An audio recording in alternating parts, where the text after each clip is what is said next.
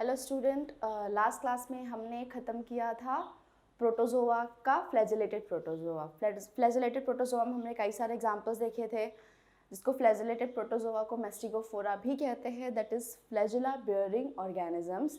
उस पर हमने देखा था कुछ सिम्बायोटिक थे, कुछ कमेंसलिज्म थे। सिम्बायोटिक में क्या था?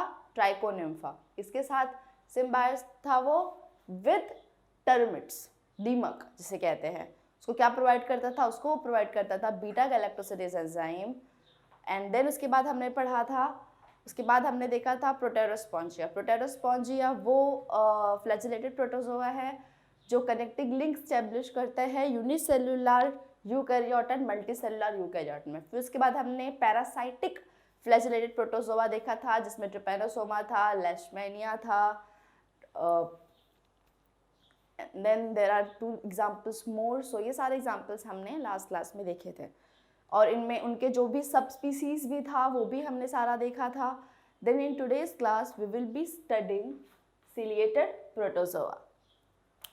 सिलिएटेड प्रोटोजोआ मतलब वो प्रोटोजोआ जिसके पास क्या प्रेजेंट हो? सीलिया। तो सीलिया का क्या फंक्शन है? It is used to drive food particle.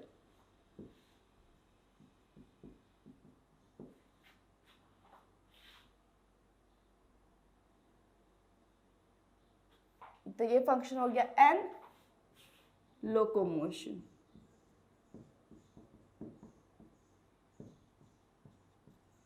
They have pellicle. What is pellicle? Protein rich layer, ठीक है, जिसकी वजह से अपने आप को फोल्ड कर सकता है जिस तरह से चाहे। अब ये जो प्रोटोजोआ है इसके पास कुछ स्पेशलाइज्ड कैरेक्टरिस्टिक्स भी है, जैसे प्रेजेंस ऑफ ट्राइकोसिस्ट। अब ये ट्राइकोसिस्ट क्या है? ट्राइकोसिस्ट बेसिकली एंकरिंग ऑर्गन है, जो भी इसे मतलब हम अभी अगर आपने कभी बोटिंग किया होगा तो आप देखते होंगे कि बोट पे एक रस्सी लगी होती है, जो शोर पे उसको बांध दिया जाए तो बोट एंकर कर जाता है। वैसे ही पैरामीशियम के पास एक ट्राइकोसिस्ट होता है जो इट इज़ एंकरिंग ऑर्गन, जो इसे ग्रैब करने में, होल्ड करने में हेल्प करता है। तो एक ऐसा ऑर्गन है, it is anchoring organ.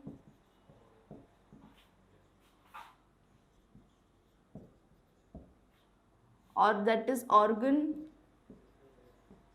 which help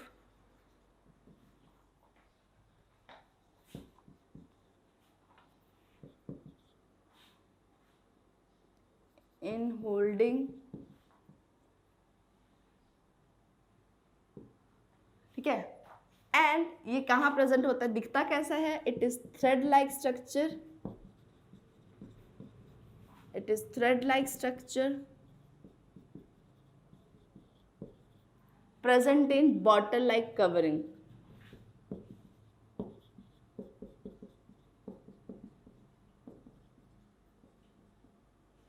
तो थ्रेड लाइक स्ट्रक्चर होता है, बॉटल लाइक कवरिंग के अंदर प्रेजेंट होता है। सिलिएटेड जो प्रोटोजोआ है इसके पास परमानेंट माउथ लाइक स्ट्रक्चर और permanent anus like structure present होता है। सो इट हैज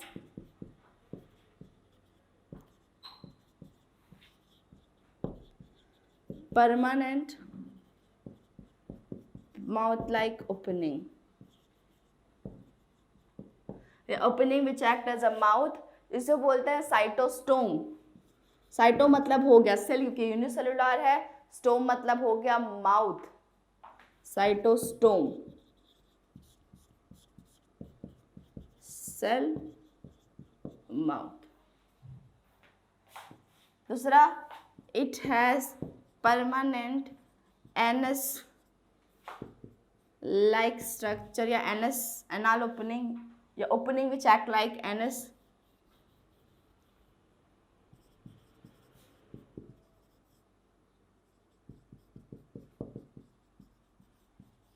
इसे कहते हैं साइटोपाइग या साइटोप्रॉक्ट। पाइग मतलब एंड प्रॉक्ट मतलब दोनों का होता है एनस। सो साइटो स्पाइक और साइटोप्रोक्ट, इसका मतलब भी NS और ये भी NS, ठीक है।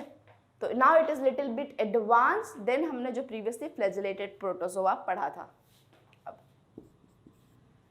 ये जो है ये सेक्सुअली और एसेक्सुअली दोनों रिप्रोड्यूस करता है, तो इसमें भी, लेकिन बाकी का जो फंक्शन जो हमने एक्सक्रीशन का और रेस्पिरेशन का पढ़ा था थ्रू द डिफ्यूजन, वो इसमें कॉमन रहेगा पहले जैसा, क्योंकि ये भी यूनिसेलुलर है। तो एक्सक्रीशन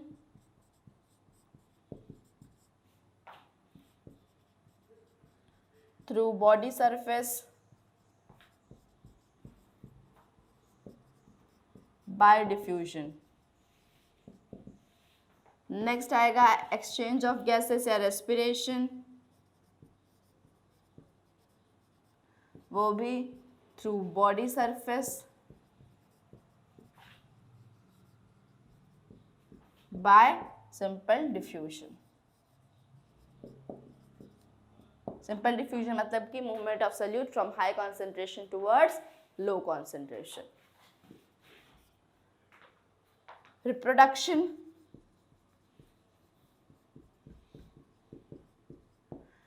मैक्सिमम टाइम जो रिप्रोडक्शन होता है वो एसेक्सुअल ही होता है, वो भी through the binary fission, transverse binary fission. Transverse मतलब कि ये इस तरह से कट होता है, ऐसे ऐसे नहीं। ट्रांसवर्स प्लेन की बात कर रहा है, किस प्लेन में ये डिवाइड होता है। तो रिप्रोडक्शन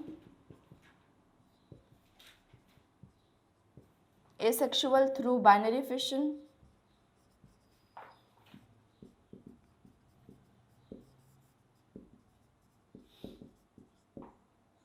सेक्सुअल जो है वो बहुत primitive, it is primitive type, बहुत बेसिक, क्योंकि यूनिसेलुलर ऑर्गेनिज्म है उनमें बहुत रेयर ही सेक्सुअल रिप्रोडक्शन होता है, तो इट इज प्रिमिटिव टाइप। और उसे क्या कहते हैं, कॉन्जुगेशन।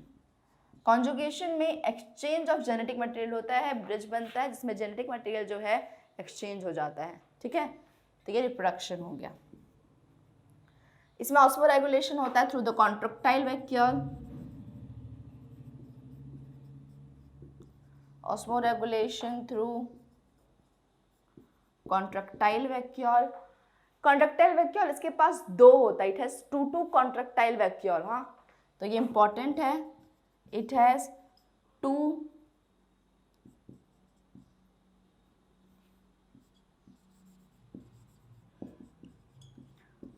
contractile vacuole। अब एक और इसका यूनिक फीचर है कि ये न्यूक्लियर डायमॉर्फिज्म शो करता है। न्यूक्लियर डायमॉर्फिज्म मतलब कि किसी ऑर्गेनिज्म में दो अलग तरह का न्यूक्लियस होना, and that nucleus perform different function. That is one of the unique feature of protozoa, that it shows nuclear dimorphism. Di मतलब two, morphology मतलब structure, appearance. So it show its unique feature, very important. It shows nuclear dimorphism, ठीक है। Nuclear, and that is two nucleus में क्या है, एक nucleus का नाम है मैक्रोन्यूक्लियस, जो बड़ा साइज होता है, जेनेटिक मटेरियल ज्यादा होता है। एक है माइक्रोन्यूक्लियस, माइक्रो मतलब स्मॉल। मैक्रोन्यूक्लियस जो है क्योंकि बड़ा है तो फंक्शन ज्यादा वही करेगा। हमारे मैक्रोन्यूक्लियस ज्यादा है, इंपॉर्टेंट है, क्यों, क्योंकि आपके बॉडी का ये बहुत इंपॉर्टेंट फंक्शंस रेगुलेट करता है, that is it regulate metabolism. हमने आपको आई होप पता हो कि मेटाबॉलिज्म मतलब क्या होता है, जितना भी केमिकल रिएक्शन हमने लिविंग वर्ल्ड में देखा है, मेटाबॉलिक प्रोसेसेस। तो मेटाबॉलिज्म मतलब क्या होता है, टोटल केमिकल रिएक्शन कंबाइंड, चाहे कुछ बन रहा हो या ब्रेक डाउन हो रहा हो, उनको साथ में क्या बोलते हैं, मेटाबॉलिज्म। तो जो केमिकल रिएक्शन होगा ही नहीं तो हमारे बॉडी में कोई फंक्शन ही नहीं होगा। तो इसके लिए मैक्रोन्यूक्लियस जो है वो क्या रेगुलेट करता है, मेटाबॉलिक प्रोसेस, वेयरएज माइक्रोन्यूक्लियस जो है वो सिर्फ रेगुलेट करता है एक process, that is reproduction. Important कौन है, मैक्रोन्यूक्लियस, है ना, क्योंकि अगर मेटाबॉलिक प्रोसेस नहीं होगा तो वी विल डाई। रिप्रोड्यूस नहीं करेंगे तो भी person can survive, but metabolic process अगर नहीं हुआ तो पर्सन में डाई। इसके लिए macronucleus is more important and you can remember it just like that कि मैक्रोन्यूक्लियस है, ज़्यादा फंक्शन परफॉर्म करता है, बड़ा है इसलिए इम्पॉर्टेंट है। इसलिए क्या परफॉर्म करेगा? Metabolic activity. तो इट रेगुलेट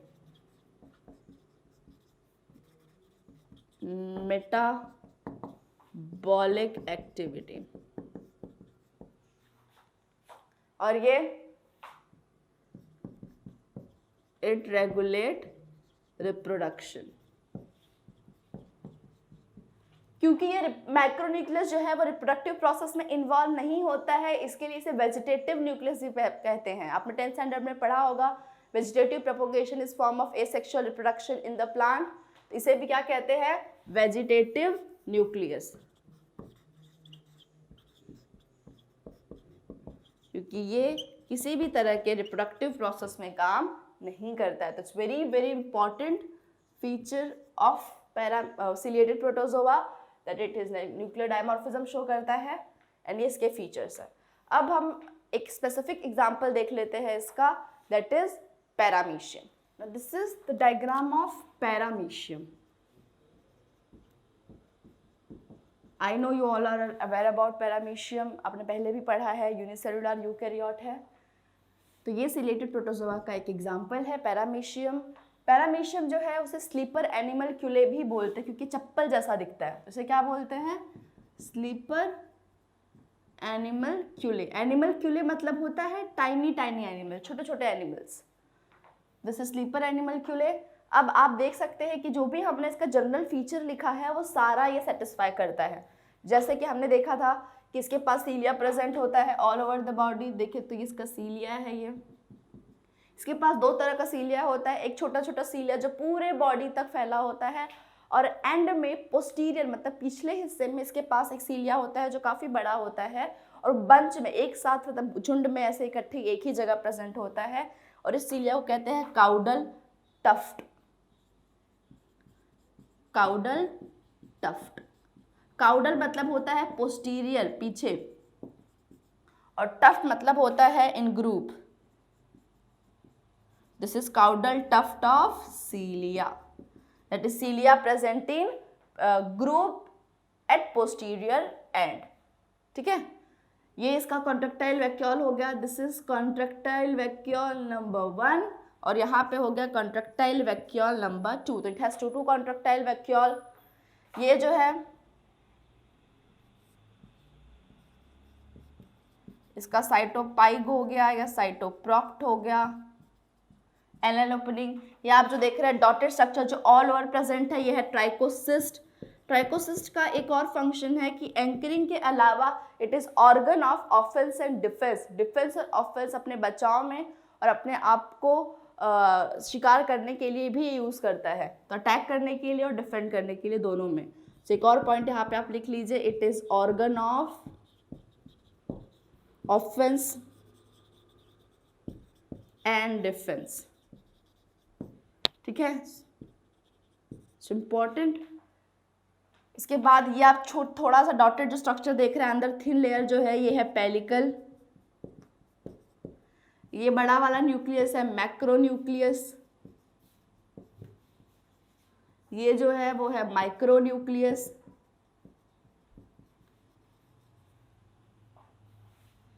ये जो स्ट्रक्चर है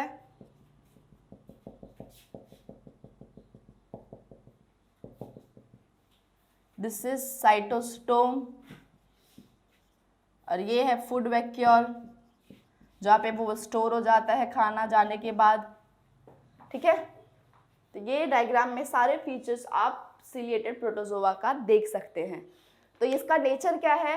हैबिटेट कहाँ है इसका? Free living. This is free living, यहाँ पे लिख देते हैं हैबिटेट फ्री लिविंग। कहाँ पे? फ्रेश वाटर में। ठीक है, free living in fresh water.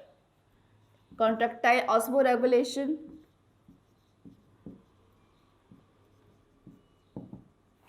With 2 contractile vacuole. ठीक है, ये जो है ये फिल्टर फीडर है। ये क्या करता है, पानी में जो भी चीज़ें होता है छन्नी की तरह छान लेता है, उसे खा लेता है और बाकी का जो एक्सेस वाटर है वो बॉडी के बाहर फेंक देता है। तो दिस इज फिल्टर फीडर।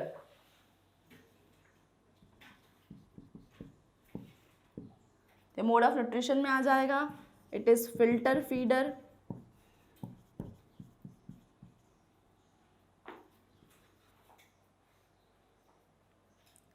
इसका दो जनरल एग्जाम्पल है, दो इसका स्पीसीज है पैरामीशियम का। एक है पैरामीशियम ऑरेलिया और एक है पैरामीशियम काउडेटम।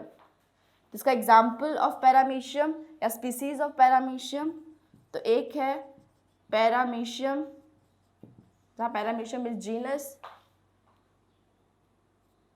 ऑरेलिया, और एक है पैरामीशियम काउडेटम। पैरामीशियम ऑरेलिया जो है उसके पास दो, और यहाँ पे मैं लिख देती हूँ, आप आगे लिख लीजिएगा। ऑरेलिया जो है उसके पास दो मैक्रोन्यूक्लियस और एक माइक्रोन्यूक्लियस होता है। इट हैज टू, ये भी डाइमॉर्फिज्म शो करता है, it show nuclear dimorphism, nuclear dimorphism.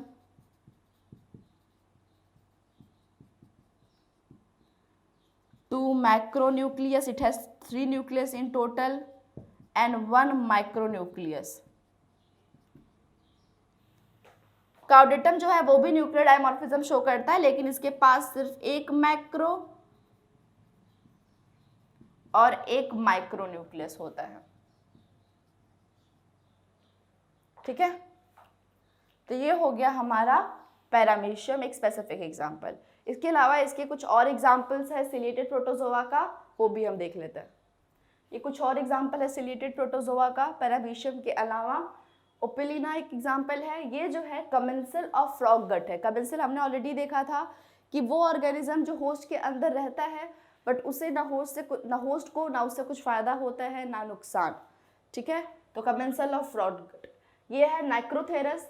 नाइक्रोथेरस और ओपिलिना दोनों मल्टी न्यूक्लिएटेड हैं, मतलब कि सिर्फ 1, 2 या 3 नहीं, they have many nucleus inside them. This is both of them are multi nucleated. Didinium, didinium जो है वो फ्रेश वाटर और मैराइन वाटर दोनों में पाया जाता है और इसे वाटर बेयर कहते हैं ड्यू टू इट्स स्ट्रक्चर। वॉटिसेला जो है उसका बेल शेप होता है और ये स्मॉल होता है, इसके लिए इसे बेल एनिमल चूले भी बोलते हैं। ये एक बहुत इंपॉर्टेंट एग्जाम्पल है बेलेंटीडियम। बेलेंटीडियम जो है वो इकलौता ऐसा सिलिएटेड पैरामीशियम है, सिलिएटेड प्रोटोजोआ है जो ह्यूमन को हार्म करता है। So this is only ciliated protozoa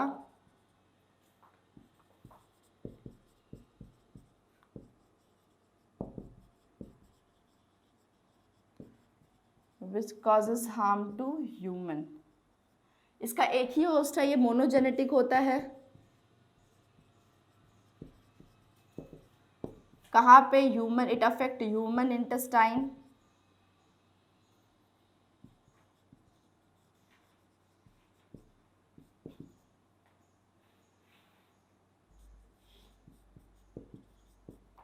mode of transmission, क्योंकि इंटेस्टाइन में है तो मोड ऑफ ट्रांसमिशन क्या होगा?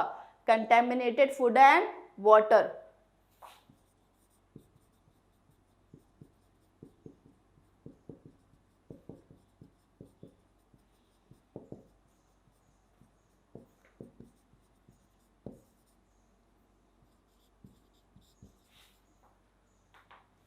और डिजीज